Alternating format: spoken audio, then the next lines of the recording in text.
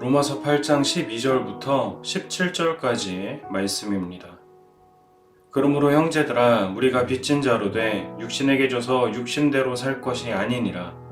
너희가 육신대로 살면 반드시 죽을 것이로되 영으로서 몸의 행실을 죽이면 살리니 무릇 하나님의 영으로 인도함을 받는 사람은 곧 하나님의 아들이라.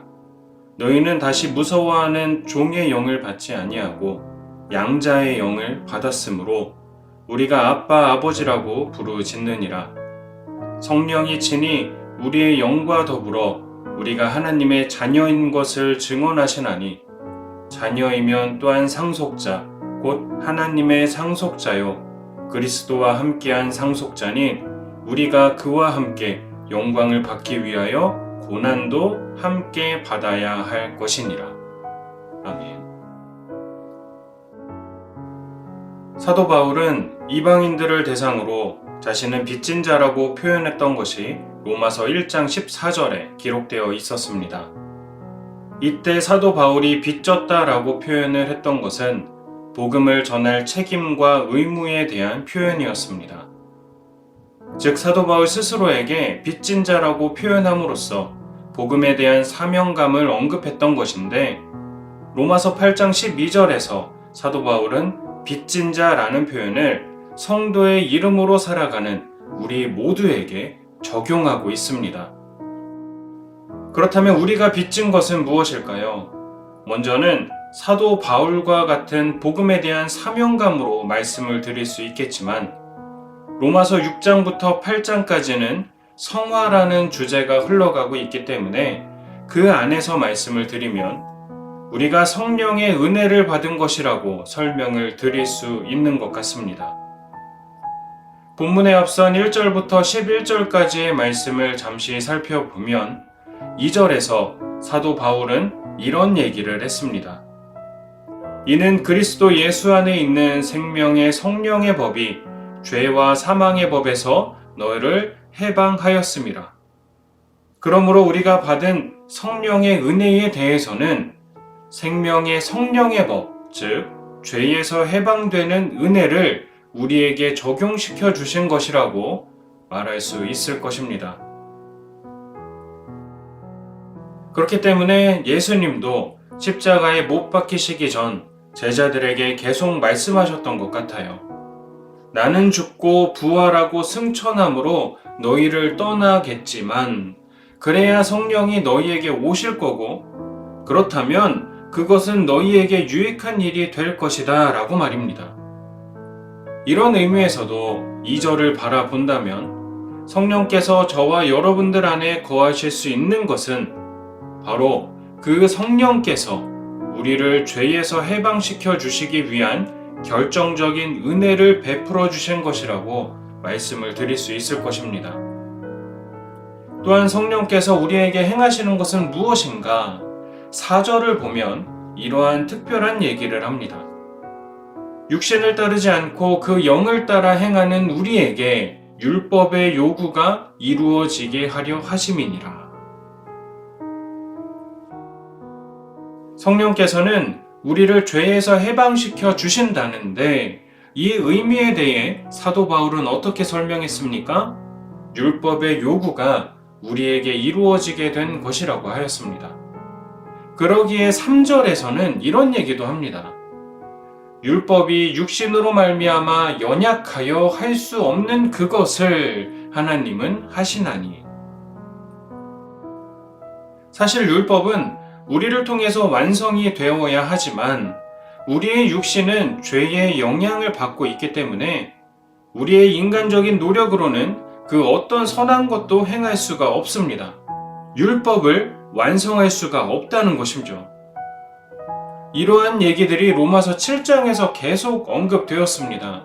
그렇기 때문에 사도 바울은 율법이라는 선한 것을 하나님께서 주셨을지라도 그 율법을 통해서 우리가 의로운 존재가 될 수 없는 것이라고 말할 수 있는 것입니다. 그렇다면 율법을 우리에게 주신 목적에 대해 사도 바울은 뭐라고 말했습니까? 죄를 깨닫게 하는 것이라고, 율법을 따라 살아갈 수 없는 죄인들이라는 사실을 깨닫게 하기 위해서 율법을 주신 것이라고 로마서 3장 20절에서 고백하였습니다. 그렇다면 우리는 하나님의 말씀을 따라 살아갈 수 없는 처절함 속에서 살아가야만 합니까? 사도 바울은 우리에게 분명히 말하고 있는 것입니다. 우리는 율법이 요구하는 바를 이루어 갈 수 없지만 성령께서는 율법의 요구를 우리에게 이루어 주신다고 말입니다. 어떻게 그럴 수 있습니까? 성령은 하나님의 영이시기 때문인 거죠. 하나님의 영이 우리 안에 거하신다는 것은 우리를 의로운 존재로 칭해주시고 그렇게 여겨주시기 때문에 가능한 은혜의 사건인 겁니다. 앞서 말씀드린 것처럼 우리는 하나님의 말씀, 즉 율법을 온전히 지키며 살아갈 수 없는 존재임에도 불구하고 의인이라 불러주시고 성령께서는 이러한 우리와 함께 하시니 이것이 은혜가 아니면 무엇이 은혜가 되겠습니까? 그러므로 사도 바울은 우리가 성령의 은혜에 빚져서 살아가고 있는 존재들이다 라고 말할 수 있는 거죠. 사랑하는 성도 여러분, 이처럼 우리가 성령의 은혜에 빚진 자라면 우리는 어떻게 살아가야 합니까? 부디 성령을 따라 성화의 삶으로 나아가시길 바랍니다. 12절과 13절에서 사도 바울은 우리에게 간곡히 호소합니다.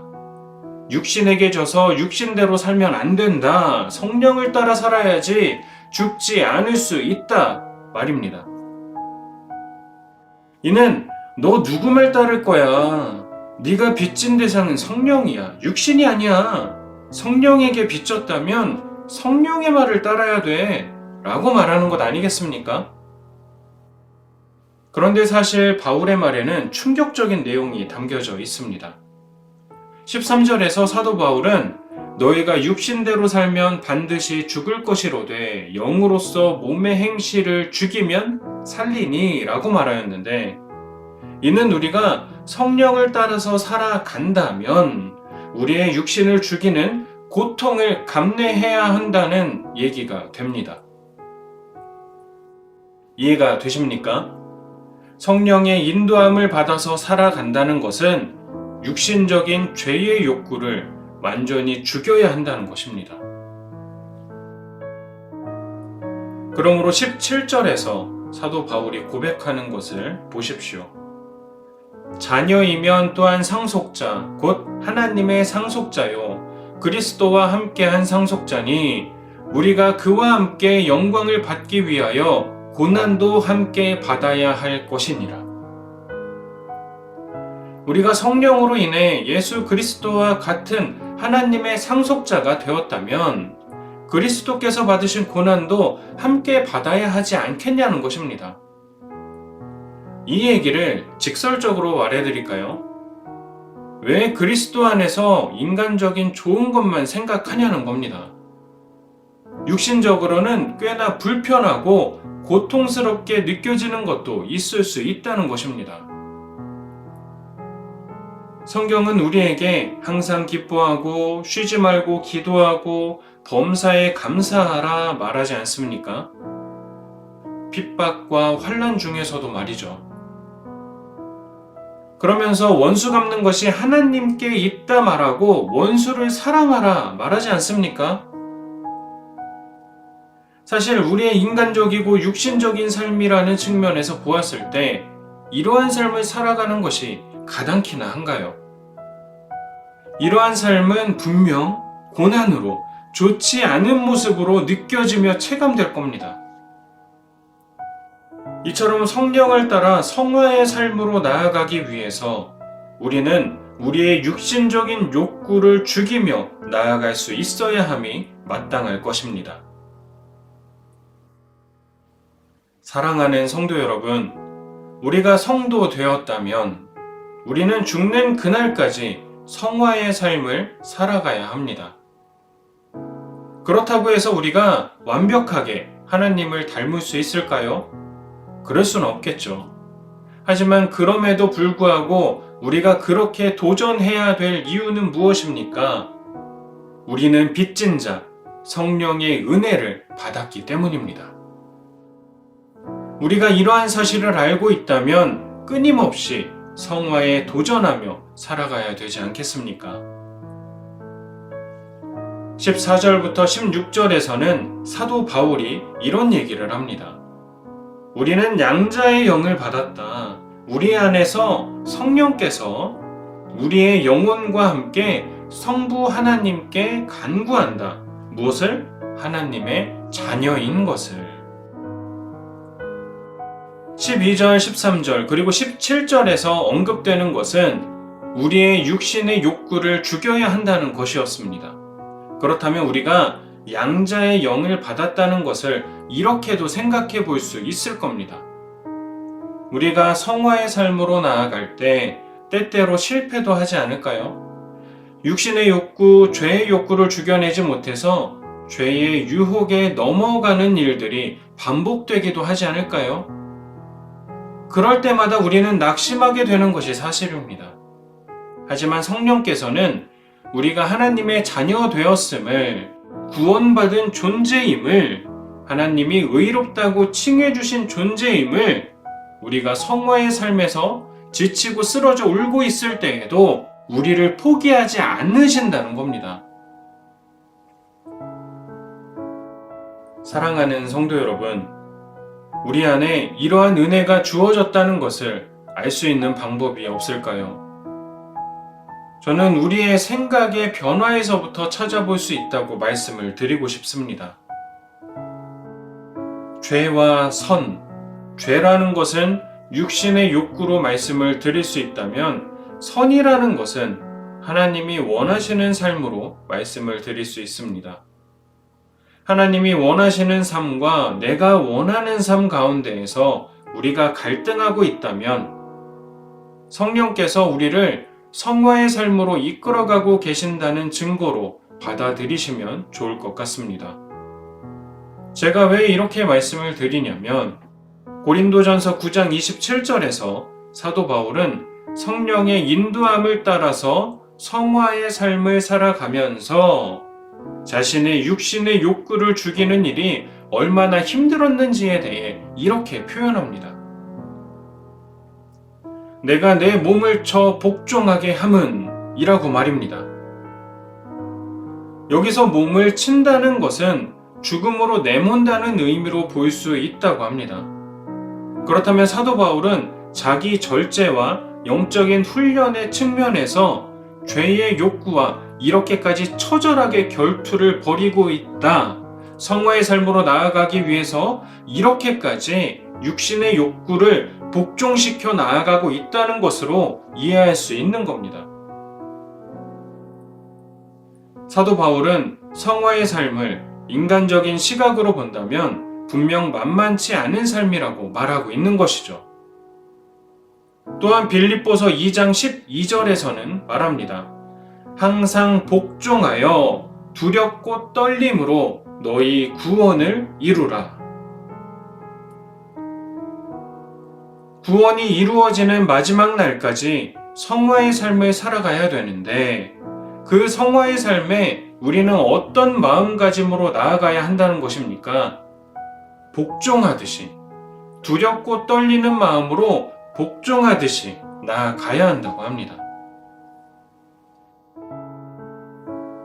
하나님께서 우리를 구원하기로 작정하셨다면 분명 우리를 구원하실 겁니다. 하지만 그렇다고 해서 우리가 나태하게 살아가도 되겠는가? 그건 아니라는 얘기죠.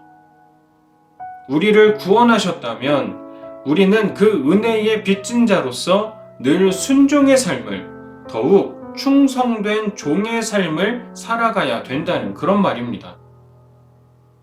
그러므로 조금 전에 말씀드렸던 고린도전서 9장 27절을 끝까지 읽어보겠습니다.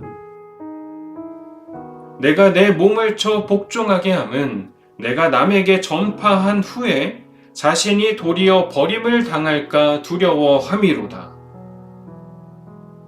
사도 바울도 하나님의 구원에서 버림당할까봐 두려워하는 마음으로 죄의 욕구와 싸워 나아갔던 그런 전투의 흔적을 말해주고 있었던 것이고, 또한 빌립보서 2장 12절에서는 바로 그 두려움을 가지고 더욱 성화의 삶에 정진해야 된다라고 말하고 있는 것입니다. 사랑하는 성도 여러분, 이러한 두려움은 하나님께서 원하시는 성화의 삶과 내가 원하는 육신의 삶 가운데에서 갈등하는 자들에게서만 나타날 수 있는 두려움일 겁니다. 내가 지금 이렇게 살면 안 되는데, 하나님이 원하시는 게 이런 게 아닌데, 그런데 나는 오늘 또 죄를 지었구나. 이런 두려움과 떨림이 우리 속에 있다면 그것이야말로 우리 안에서 주의 성령께서 역사하고 계시는 모습임을 기억하셨으면 좋겠습니다. 우리는 때때로 이런 생각을 합니다. 신앙생활이 내 삶에 어떤 유익이 되고 있는가? 또한 때때로 이렇게 말하는 사람들을 만나기도 합니다. 하나님께서 당신의 삶에 주신 유익이 무엇인가? 우리는 하나님께 너무 기복주의적인 신앙으로 나아가고 있는 것은 아닐까요? 이미 구원이라는 가장 좋은 것을 받았는데 그것이 내 눈에 보이지 않는다는 이유로 눈에 보이는 증거를 찾아 헤매는데, 사실 이러한 모습은 하나님께 나아가는 것을 막으려는 죄의 발악으로 생각하기에 충분해 보입니다. 하나님을 섬기되 제대로 섬기지 못하고 계속해서 내가 원하는 것을 요구하게 하고, 또 나의 요구에 응답하는지 하지 않는지 의심하게 만드는 것처럼 말이죠. 에베소서 4장 25절부터 32절에서의 내용에서 사도 바울은 얘기합니다. 성령을 근심하게 하지 말라. 또한 사단에게 틈을 주지 말라라고 말합니다. 성령을 따라서 살아가는 그 삶이 우리에게 쉽지 않겠지만, 그럼에도 우리가 계속해서 도전해야 되는 것은 그 잠깐의 틈을 타고 사단이 우리를 지배하고자 달려들기 때문입니다. 또한 성도가 그런 상황에 놓인다면 성도 안에 거하시는 성령께서는 어떠시다? 저거 자꾸 죄의 유혹에 넘어가면 안 되는데, 이렇게 근심하신다는 겁니다. 그러므로 이제는 우리의 생각이 바뀌어야 합니다. 하나님을 믿어서 우리의 삶이 풍요로워지고 내가 원하는 삶들이 이루어져야 한다고 생각하는 것은 무당을 찾아가듯 하나님을 찾아가는 것과 똑같은 모습이라고 말이죠. 성도는 이미 하나님으로부터 구원이라는 가장 좋은 것을 받았습니다. 그런 성도가 하나님께 무엇을 더 기대할 수 있겠습니까? 어떤 드라마를 보니까 이런 장면이 나오더라고요. 남자 주인공이 여자 주인공에게 꽃을 선물해 주는데 그걸로 여자 주인공이 너무 좋아하는 거예요. 그러면서 그 남자 주인공이 말합니다. 고작 이 꽃 하나 받고 그렇게 좋아하냐고 말이죠. 그런데 그 여자 주인공이 이렇게 말합니다. 선물한테 선물을 더 받아서 뭐하게요? 라고 말입니다. 저는 이 대사에 상당히 감동을 받았습니다. 우리도 한번 생각해 보세요. 우리에게 이 세상 무엇으로도 가질 수 없는 구원의 선물을 주시고 성령 하나님께서 나와 동행해 주시며 나의 삶을 인도해 주시는 선물을 허락하신 하나님이야말로 선물 그 자체이시지 않습니까? 이런 하나님께서 우리의 삶에 좋은 것을 더 허락해 주신다면 그것은 보너스 아닐까요? 그런데 우리는 왜 선물 그 자체이신 하나님이 아니라 하나님이 주시는 보너스에 더 목말라 하는 것입니까? 분명히 깨달았으면 좋겠습니다. 우리 안에 성령을 주신 사건, 그래서 우리가 구원받을 수 있게 된 바로 그 사건 자체가 우리에게 가장 귀한 선물임을 잊지 않으셨으면 좋겠습니다. 갈라디아서 5장 16절부터 24절까지의 말씀을 보면 우리의 육신이 원하는 삶은 무엇인가, 그리고 성령께서 원하시는 삶은 무엇인가를 말해주는데 17절에서는 육신적인 삶을 살면서 또한 동시에 성령께서 원하시는 삶도 살 수 있지 않을까라는 생각을 하고 있다면 그것은 엄청난 착각이다. 하나님은 뜨겁든지 차갑든지 양단 간의 결정을 내라고 하셨다. 이러한 의미를 찾아볼 수 있습니다. 갈라디아서 5장 17절입니다. 육체의 소욕은 성령을 거스르고 성령은 육체를 거스르나니 이 둘이 서로 대적함으로 너희가 원하는 것을 하지 못하게 하려 함이니라. 이해가 되십니까? 육체를 따라 살아가면서도 하나님이 원하시는 모습으로 동시에 둘 다 한 번에 할 수 있지 않을까? 이 정도는 괜찮지 않겠어? 이런 식의 생각들은 절대 용납될 수 없다는 것입니다. 그렇다면 육신이 원하는 것은 무엇인가? 19절부터 얘기하죠. 음행과 더러운 것과 호색과 우상숭배와 주술과 원수 맺는 것과 분쟁과 시기와 분냄과 당짓는 것과 분열함과 이단과 투기와 술취함과 방탕함과 또 그와 같은 것들이라고 말입니다. 그렇다면 성령께서 원하시는 삶은 무엇인가? 22절부터 얘기합니다. 성령의 열매는 사랑과 희락과 화평과 오래 참음과 자비와 양선과 충성과 온유와 절제니 이 같은 것을 금지할 법이 없느니라. 성도 여러분, 성령의 열매를 보십시오. 우리 안에 사랑과 희락과 화평과 오래 참음과 이런 모습들이 우리의 삶에서 조금씩 성장되어 가고 있음이 보여지십니까? 성령께서 역사하셔서 거기까지 오실 수 있었던 겁니다. 우리의 육신적인 삶을 생각하면 사랑이 웬 말이에요? 우리는 사랑도 탐욕적인 측면으로 바라보지 않습니까?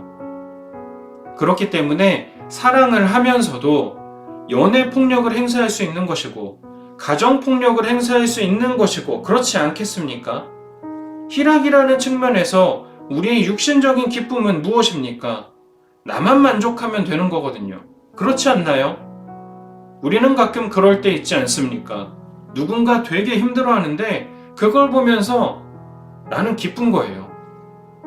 고소해야 할 수도 있고요. 그것이 우리의 육신이 기뻐하는 모습 아니겠습니까? 여러분도 인정하실지 모르겠지만 이런 일도 있습니다. 어머니들은 딸을 질투한대요. 아버지들은 아들을 질투하고. 이게 이해가 되고 상상이 되십니까? 하지만 실제로 우리는 이렇게 살아가고 있는데 그것을 제대로 직면하지 못하고 있을 뿐이라고 합니다. 아빠가 딸을 너무 이뻐해요. 그러다 어느 순간 엄마가 질투하기 시작하는 거죠. 그런데 그게 질투라는 감정이라는 것을 느끼지 못하고 있을 뿐이라는 겁니다. 어떤 엄마가 아들 반찬만 너무 챙기는 거예요. 그러면 아버지들은 나는 반찬이 왜 이래? 라면서 투정도 가끔 부리시죠. 이런 게 사실 다 질투의 감정 아니겠습니까? 우리는 그 어느 누구도 진심으로 사랑할 수 없는 죄에 쩌들어 있는 존재입니다. 성령이 아니고서는 우리의 사랑이 진실된 사랑으로 바뀔 수가 없는 거예요. 우리가 그렇게 조금이라도 바뀌어 있는 것 같습니까? 성령이 지금까지 여기까지 역사하신 결과입니다. 사랑하는 성도 여러분, 성령 안에서 혹시라도 내가 좋아하는 것만 이루어지기를 아직도 바라고 계시지는 않습니까?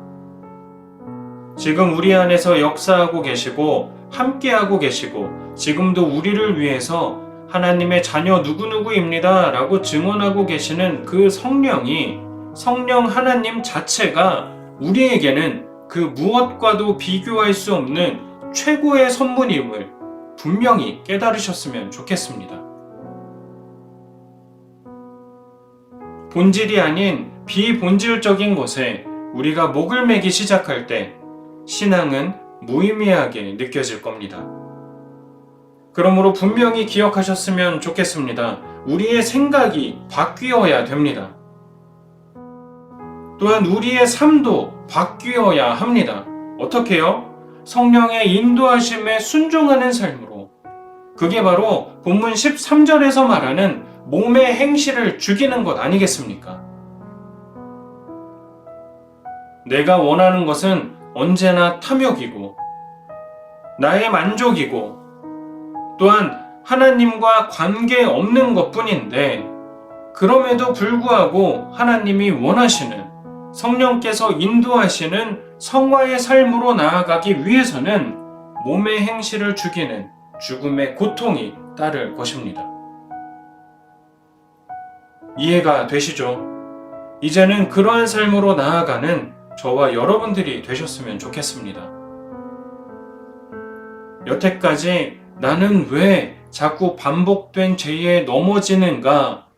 왜 이거밖에 못하지? 라며 혹시라도 좌절하셨던 분이 계십니까? 그게 그만큼 몸의 행실을 죽인다고 표현할 수 있을 만큼 힘들 수 있는 겁니다. 하나님은 그걸 알고 계시고요. 그렇기 때문에 매 순간마다 하나님의 자녀 누구지 않습니까? 라며 우리를 위해 증언하고 계시는 성령님이 함께 계심을 잊지 않으셨으면 좋겠습니다. 부디 성화의 삶을 포기하는 일이 없는 저와 여러분들이 되셨으면 좋겠고, 또한 성령의 빚진 자의 삶, 그 성화의 삶을 끝까지 정진할 수 있는 저와 여러분들이 되셔서 하나님께 아빠라고 기도할 수 있는 저와 여러분들이 되실 수 있기를 이 시간 주님의 이름으로 간절히 축복합니다.